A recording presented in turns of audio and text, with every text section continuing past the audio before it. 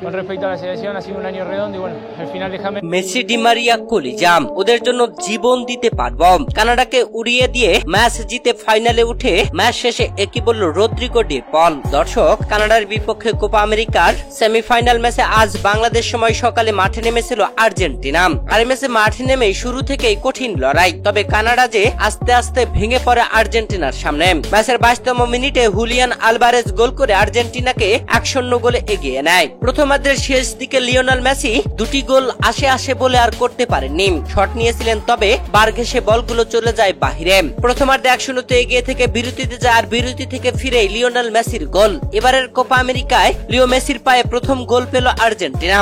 দর্শক, এই গোলে আর্জেন্টিনা 2-0 এগিয়ে যাওয়ার শেষ পর্যন্ত কানাডা গোল পরিশোধে মরিয়া হয়ে উঠে থাকলেও গোল পরিশোধ করতে পারেনি একটিও। 2-0 গোলের জয় তুলে নিয়েই ফাইনালে উঠল আর্জেন্টিনা। ফাইনালে ওঠার পরে ম্যাচ শেষে মেসির বডিগার্ড খ্যাত রদ্রিগো ডি পলকে সাংবাদিকরা বেশ কিছু প্রশ্ন করেন। তখন ওই রদ্রিগো ডি পল বলেন, ম্যাচের শুরু থেকেই আমরা ফাইনালে যাওয়ার ব্যাপারে আশাবাদী ছিলাম। আমরা আমেরিকায় এসেছি মূলত কাপটি আর্জেন্টিনায় নিয়ে যাওয়ার উদ্দেশ্যে এবং মেসি ডি মারিয়ার প্রতি উৎসর্গ করতে। এটা হয়তো তাদের শেষ শিরোপা। তারা জাতীয় দলকে যা দিয়েছে, এই শিরোপাটা অবশ্যই তাদের প্রাপ্য, আর আমরা সেটা নিতে চাই।